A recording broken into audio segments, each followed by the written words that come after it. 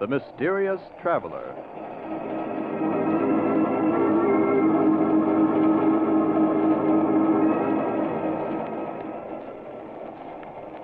This is the Mysterious Traveler, inviting you to join me on another journey into the realm of the strange and terrifying. I hope you will enjoy the trip, that it will thrill you a little and chill you a little. So settle back and get a good grip on your nerves, if you can.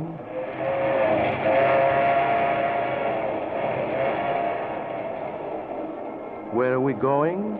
We're going to call on Edward Farrington and his three sisters, a little family of four who love each other devotedly, and whose story I call The Symphony of Death.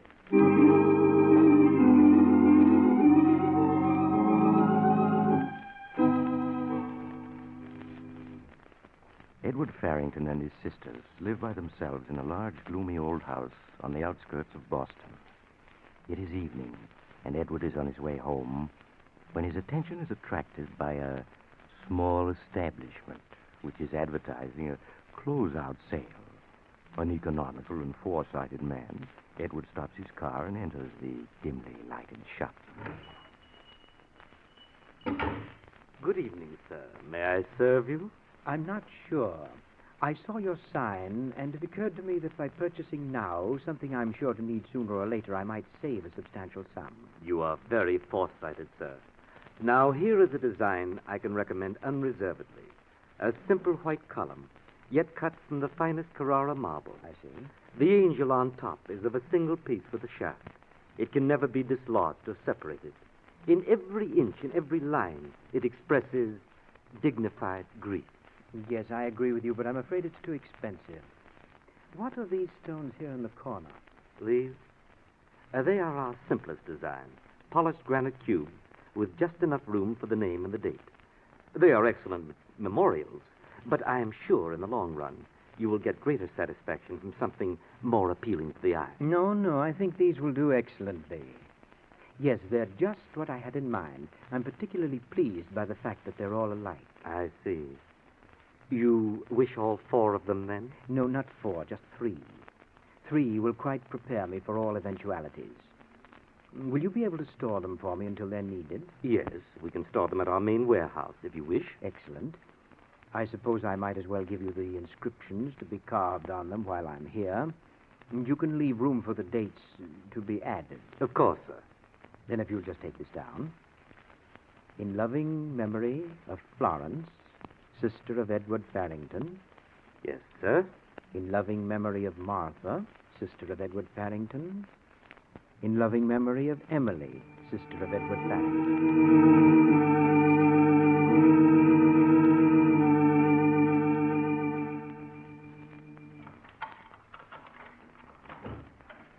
Edward, is that you? Yes, Emily. Oh, you're all wet. Yes, it's beginning to rain. Let me help you with your coat, Edward. I'll hang it up for you. Now, Emily, please don't fuss over me this way. It makes me nervous to be poured at. But I just want to help you with your coat. I can hang it up by myself. Emily, is that Edward? Oh, Edward, you're late. We were worried about you. I'm here, and I'm perfectly all right, Florence, as you can see. Now, is dinner ready? Oh, yes, Edward. Martha has everything ready. Martha, Edward's home. What? Oh, it's you, Edward. Well, we were worried about you. Martha, I've told you not to worry if I'm a few minutes late. Well, I suppose we just can't help it, Edward. Now we'll eat. And perhaps after dinner you will play the piano for us. Oh, will you, Edward? Please say yes. Please, Edward. Well, we'll see. I really should work on my symphony tonight, but perhaps I can play for a few minutes after dinner.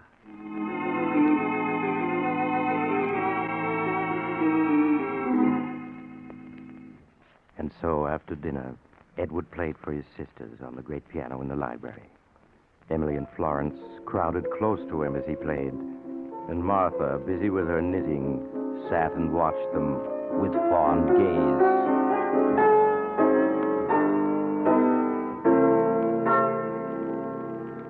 Oh, that was lovely, Edward. Please play some more. Yes, something we can sing.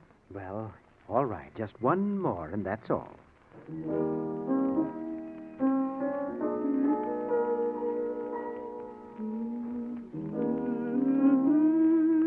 At twilight, when the lights are low, and the flickering shadows. Emily, it's just thunder. You mustn't jump like that. It can't hurt you. I know, but I can't help it. I like thunderstorms. I like to watch the lightning. I think that's enough for tonight. Now off to bed, both of you. All right. Good night, Edward. Good night, Edward. Good night, Emily, Florence. Well, I suppose I might as well go to bed myself. No, Martha, don't go yet. I want to talk to you. To me? Yes. What about Edward? How old are you? How old? I'm 35. Oh, no, why be silly about it? I'm 37. You ought to get married. You still could, and you owe it to yourself. I shall never marry Edward. I promised Father that I'd look after things and keep the four of us together as long as we live. And I will. As long as we live. But perhaps we'd be better off if we weren't together. You can't mean that. But I do. I need solitude in which to finish my book and my symphony. It's very distracting, you know, to have the three of you constantly hovering about me. You're just feeling blue tonight. You wouldn't be happy without us any more than we would be without you. No, we'll all be together, the four of us, as long as we all live. Well, now I'm going to bed. Good night, Edward, dear. Good night, Martha. We'll all be together, the four of us, as long as we live. As long as we all live.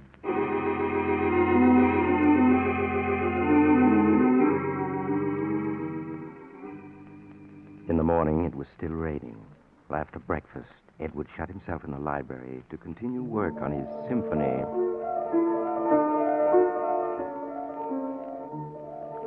Doesn't Edward play well, Emily? Edward's a wonderful player. Let's listen a minute before we go upstairs. Do you think he'd really mind if we went in? If we just sat very quiet? I don't think so. We'll be very quiet.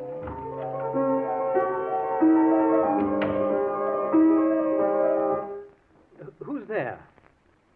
Oh, it's you two. We're sorry, Edward. We didn't mean to disturb you. We'll go right away. No, you don't have to go. You mean we can stay, Edward? For a minute. I'm going to stop for a smoke. I'll bring you the cigarette. Oh, the cigar box is empty. Empty? Why, I was positive I had plenty of cigarettes. That's why I didn't buy any yesterday. You did have a lot yesterday. I saw them. Well, they're gone now. And I suppose I'll have to drive down the hill to the drugstore and get some more. And that will mean I'll get nothing done this morning, nothing whatever.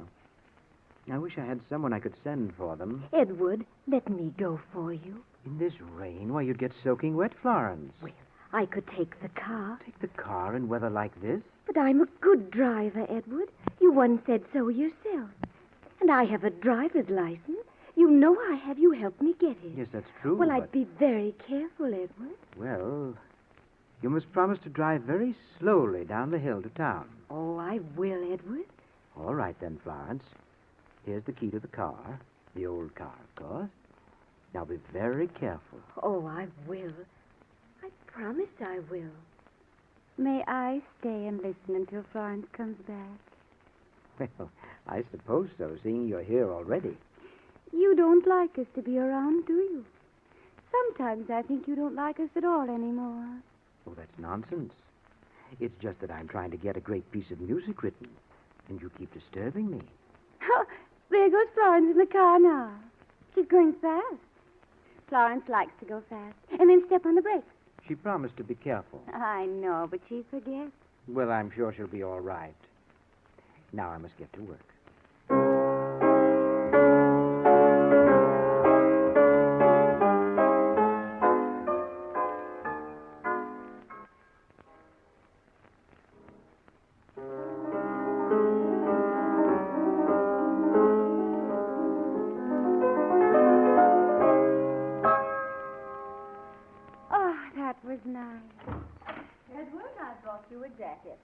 Well, I'm perfectly comfortable, Martha. I don't need a jacket. You mustn't take chances.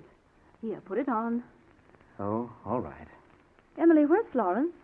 Is she upstairs? Oh, no. She's gone to get Edward some cigarettes. Gone out? In this rain? Edward let her take the car. Edward, you didn't. Martha, please don't get excited. She can drive, and she promised to be careful. But you promised never to let her drive alone. You know how she drives unless someone's with her. Really, she's a better driver than you think. There's nothing to be alarmed about. She'll be back any minute, and then... I'll answer it. No, it's probably for me. I'll answer it. Hello? Yes, this is Mr. Farrington. The police? Edward, what is it? Hush, Martha. What about my sister? She did what? All right. Yes, of course. I'll be right down. Edward, what is it? What's happened to Florence? Martha, we must all be very calm. Florence has had a terrible accident. No. The brakes of the car apparently gave way at the bottom of the hill. Florence ran off the curb and crashed into the rocks there. She was killed instantly.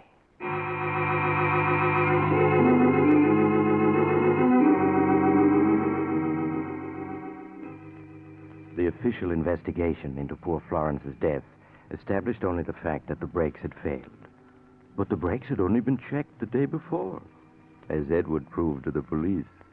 Accordingly, they ascribed death to an unfortunate mechanical failure and closed the case. Edward, however, could not dismiss it from his mind so easily.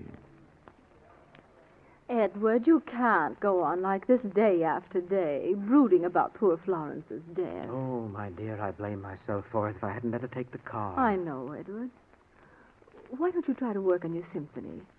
It'll help take your mind off Florence. No, I can't possibly do any work on that yet for a while.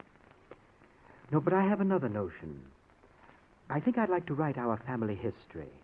Our family history? Yes, and it seems to me that once in Mother's old trunk in the attic, I saw a lot of letters that were written to her by relatives. Are they still there? Why, yes, they are. I'd like to look them over. They might help me get started on my history. Will you show me where they are, Martha? Why, yes, of course. We'll go up to the attic and I'll get them out for you right after lunch.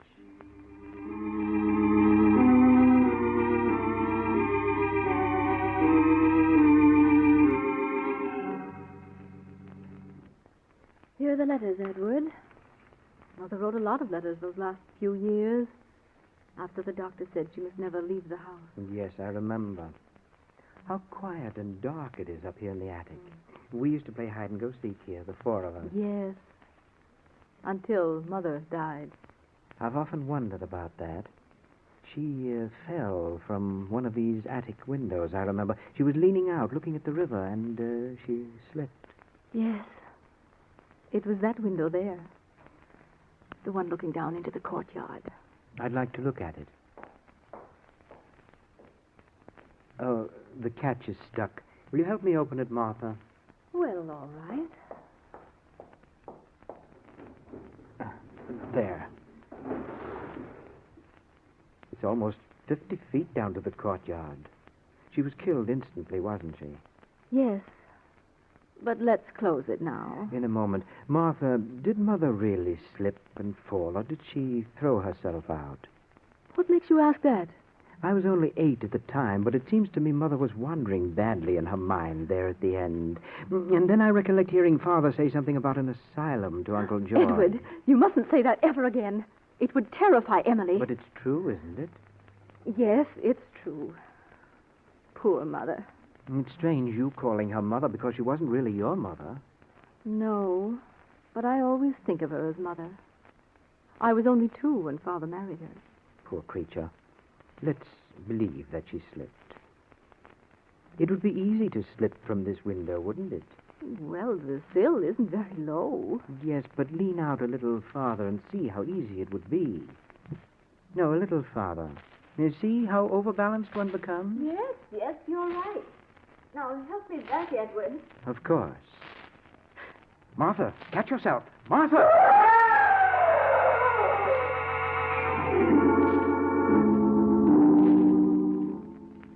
Poor Martha's tragic death, coming so soon after Florence's, was a great shock to Emily and Edward.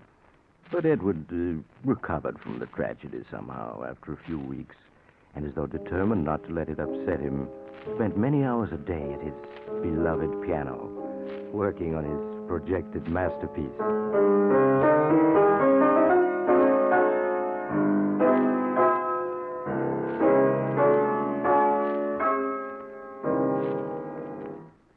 Oh, Edward, that was wonderful. You played just like you used to, before Florence and Martha died. Yes, I'm getting my old touch back. You don't mind my coming in to listen, do you? Not today, but Emily, you have been disturbing me these last few weeks. Must you follow me around all the time? But, Edward, you know how much I like to be near you. And now that Florence and Martha are gone, I haven't anyone else to talk to. Yes, I know that, but I can't get any work done unless I'm left in peace. I won't bother you anymore, I promise. You know, I do miss Florence and Martha. Of course you do. But just the same, it's been awfully nice having you all to myself since they went. I'm afraid it's very lonely for you. Oh, no, it isn't. I like it.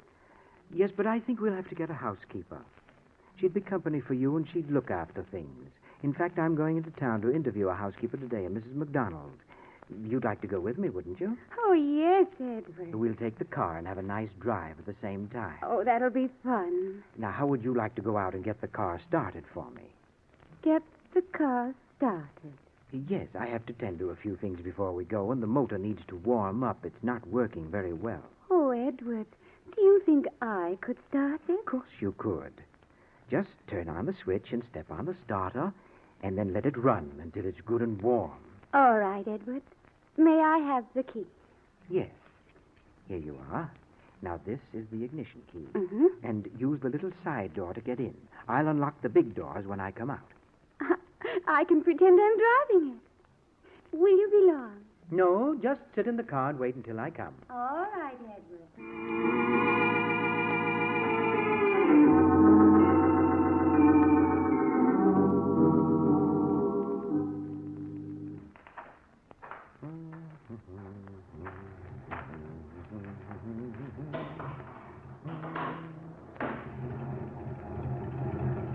Here I am, Emily. I took longer than I expected. I hope you haven't been sitting here with the motor running all this time. Emily! Emily!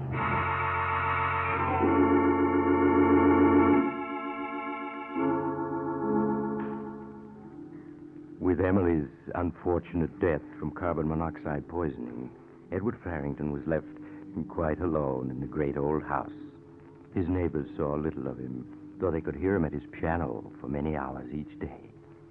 They knew, however, that a week after Emily's funeral, he hired a housekeeper, Mrs. McDonald, to take charge of the house for him. Now, Mrs. McDonald, this is your first day, and before you start, I'd like to explain a few things to you. Of course, Mr. Farrington. As you know, I've suffered the tragic loss of all my sisters in the past few months. Oh, yes, sir. A great sorrow it must have been. But they do say tragedies come in threes. Indeed, they seem to. But I'm sure I'll be quite comfortable now with you to look after me. I surely hope so, sir. I'm certain of it. Now, I'm a rather moody man, and I'm working upon some music for which I have great hopes. Yes, sir. Above all else, I wish to be left alone. I do not want to be disturbed. Is that understood? Quite, Mr. Farrington. You may call me at mealtimes. At all other times, I prefer that you do not even enter this part of the house. I understand. Good. That's all, I think. Just put up with my little oddities, and we'll get along very well. Yes, sir. Then I'll see about the ordering for dinner now, sir, if you'll excuse me.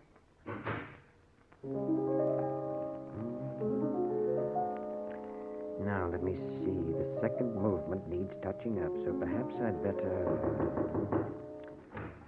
What is it, Mrs. McDonald? I thought I said I was never to be disturbed. I'm very sorry, sir, but there's a gentleman come to see you. It's Detective Barnes, sir, from the police. From the police? Am I to be bothered with more stupid questions? Well, show him in. I suppose I must see him. Yes, sir. Will you go in, sir? Thank you. Good morning, Mr. Farrington. You remember me, I think. Yes, Mr. Barnes, I remember you. In view of the number of ridiculous and unnecessary questions you asked me after the deaths of my poor sisters, I have good reason to remember you. I've come to ask you more questions, Mr. Farrington.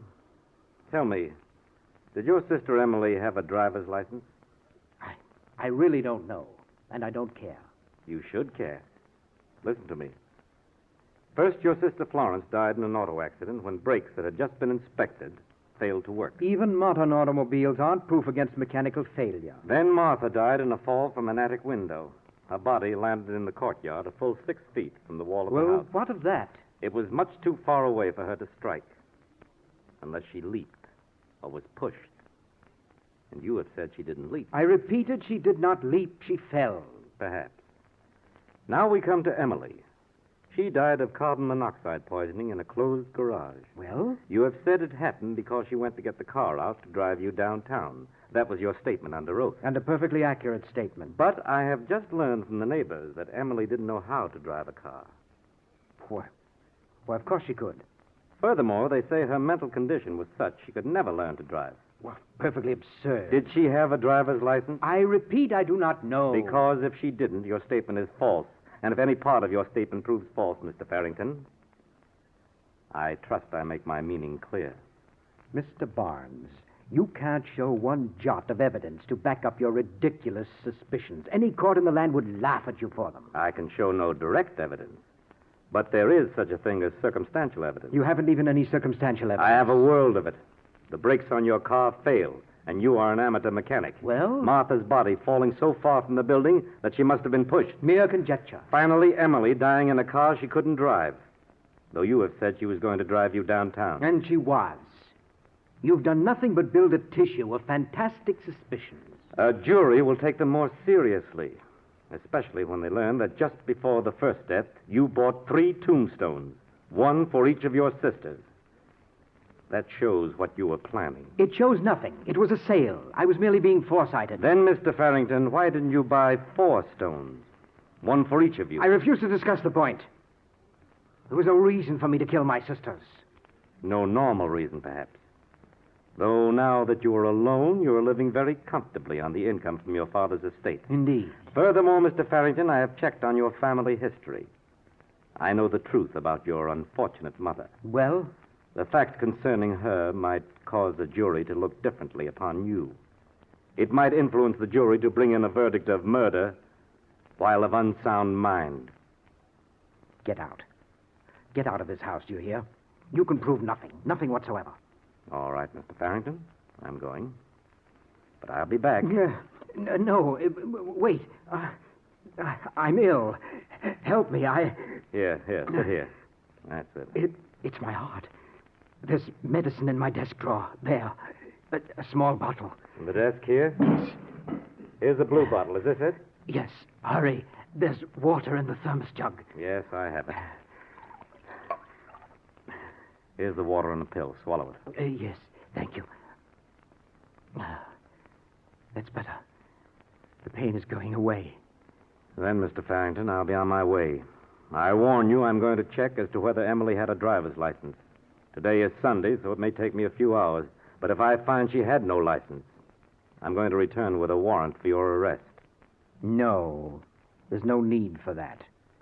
Of course, the poor simpleton had no driver's license. I should have thought of that. I should have thought of that. Then you admit you killed her. Certainly I did. Why shouldn't I? She annoyed me. Me, a genius. I'm afraid a jury won't care whether you're a genius or not, Mr. Farrington. Do you suppose I care what a jury thinks? A genius is not answerable to the laws that bind other people. The law does not agree with you. The law? What do I care for the law? You think you've trapped me, don't you? But you haven't. You hear? You haven't. I think I have, Mr. Farrington. You fool. No one is going to put Edward Farrington in an asylum. No one. In a minute, I'll be beyond your reach.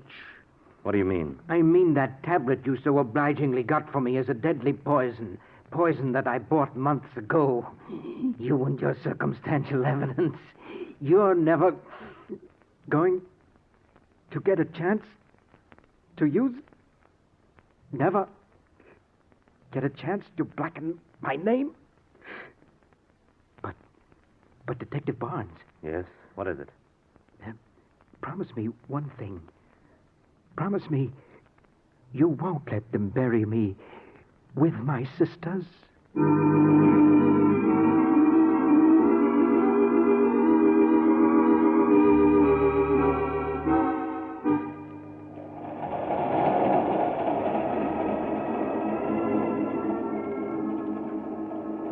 This is the mysterious traveler again. Did you enjoy our little visit with Edward Farrington and his three loving sisters? You know, perhaps Edward made a mistake after all when he didn't buy a fourth tombstone. By the way, do you live in a gloomy old house with three sisters who love you so much you can't bear to have them near you? Well, if you do, I'd advise you not to be too drastic with them. You might find yourself buried right beside them, as Edward was. I know another man who... Oh, you're getting off here. Well, I'm sorry. But I'm sure we'll meet again. I take this same train every week at this same time.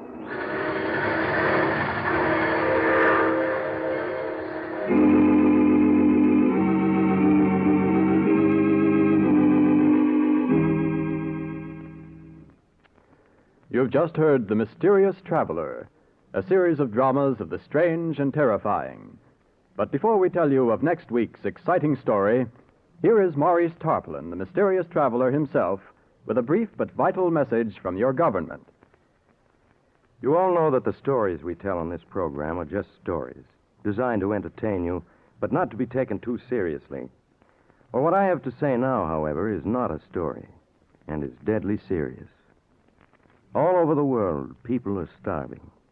The United States and other food-producing nations are fighting a battle against famine. To win, food stocks must be conserved. You can help conserve them by canning and preserving food for your own use. If you have a victory garden, put up as much as possible from it. When your local markets feature an abundance of fruits or vegetables suitable for home preservation, can or preserve a winter's supply and release that much commercially canned food for the starving. Conserve your sugar for canning purposes. Follow the wartime rule of 1 pound of sugar to 4 quarts of finished fruit. And be sure to use only safe, tested methods. If you want information on any phase of home food preservation, write to the United States Department of Agriculture, Washington 25, D.C. Thank you, Maurice Tarpaulin. In addition to Maurice Tarpaulin, today's cast included Eric Dressler, Hester Sondergaard, Ann Tiemann, Inga Adams, and Martin Wolfson. Original music was played by Doc Whipple. The Mysterious Traveler is written and directed by Bob Arthur and David Kogan.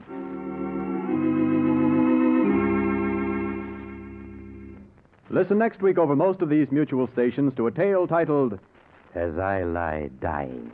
Another Tale of the Mysterious Traveler. The Mysterious Traveler is presented by the Mutual Network from our New York studios. Russ Dunbar speaking.